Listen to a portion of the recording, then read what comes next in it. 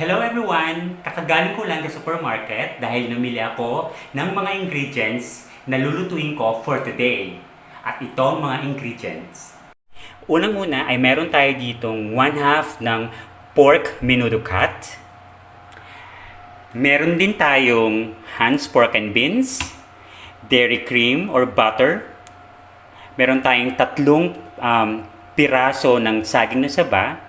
Meron tayong patatas, 1 pirasong kamatis, sibuyas, at garlic.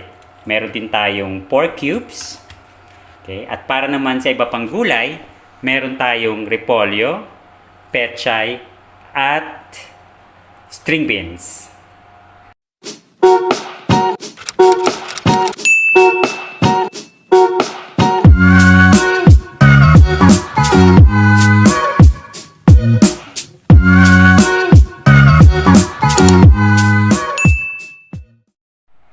Sisimulan na natin ang preparation ng mga ingredients and it will take about 10 minutes para tapusin ang preparation. Ngayon ay handa na ang mga ingredients. So nakat ko na siya according sa size kung gaano kalaki para sa lulutuin ko ngayon. Pero ang tanong, ano ba ang lulutuin ko? Diba? Kung natatandaan ninyo, yung niluto kong beef salpicao sa previous vlog ko,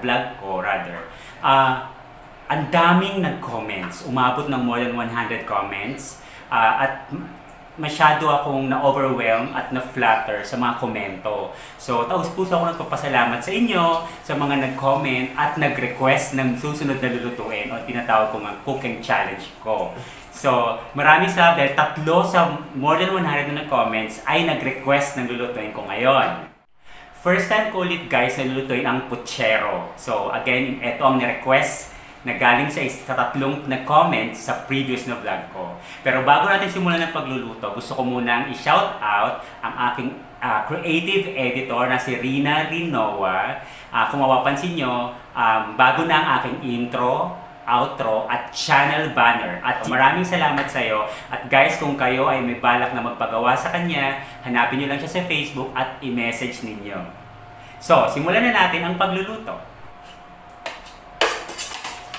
So guys, ang una kong ginawa ay nilagay ko ang butter. Kasi sa pagluluto na to, ang gagamitin ko ay butter. Pero kung wala naman kayong butter, pwede rin ang cooking oil na regular. Kaya lang ako ginagamit ko butter para kahit paano ay may lasa, mas malasa siya. At dahil natunaw na si butter, ang sunod na ilalagay ay ang garlic at onion.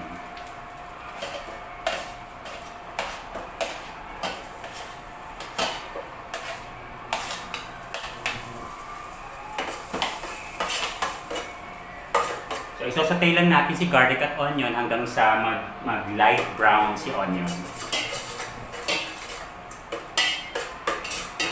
Ang isusunod naman natin ay ang pork.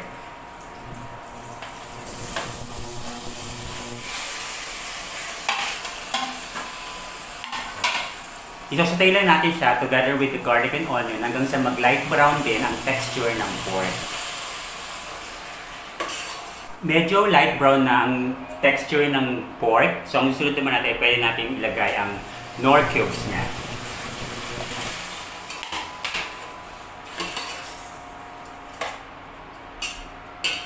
Pagkatapos ilagay ang Knorr cubes, ay lalagay natin ng 2 baso ng tubig.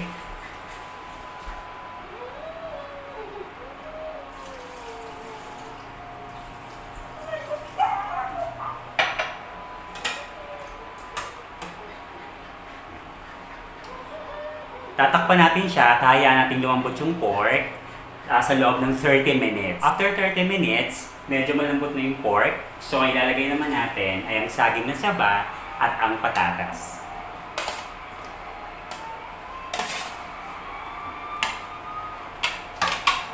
Tatakpan natin siya ulit ng 5 minutes. Hayaan lang natin kumulo.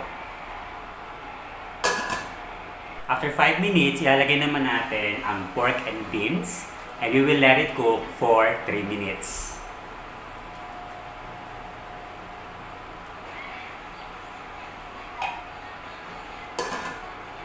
After 3 minutes, ang ilalagay naman natin na sunod ay yung mga vegetables. Yung cabbage, yung string beans, at yung pechay.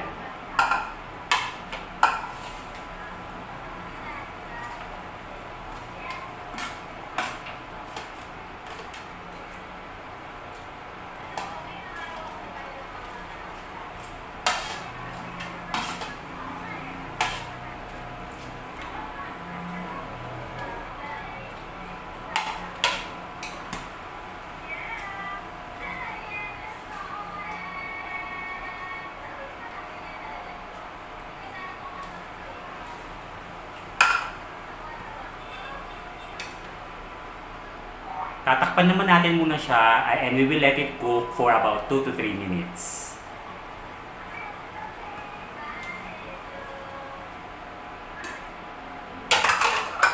So after 3 minutes guys, ang huling ilalagay natin ay ang seasonings niya. Yung kanyang black pepper at yung kanyang magic sarap. Ang aking kasama palagi sa kusina.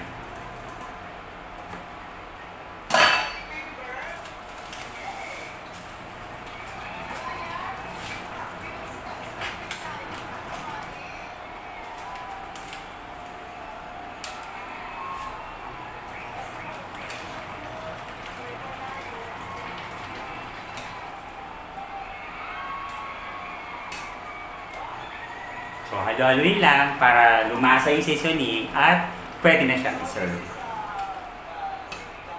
So, eto na siya guys. Medyo lumapot-lapot ang kanyang sabaw. Marahil dahil ay sa pork and beans na nilagay. So, medyo madami yung nailagay na vegetables, which is okay lang. Lalo na kung vegetarian kayo at mahilig kayo sa vegetables. So, ready na siya to serve. Isa na namang hamon sa kusina ang natapos ko ngayong araw na to. So, kung kayo ay bago sa channel ko, ano pang hinihintay nyo? Click the like button and comment down below your feedback at higit sa lahat, click the subscribe button and the notification bell so you get notified of my future vlogs. Hope you enjoy watching my cooking challenge for today. Thank you for watching. See you again in my next vlog. Bye for now!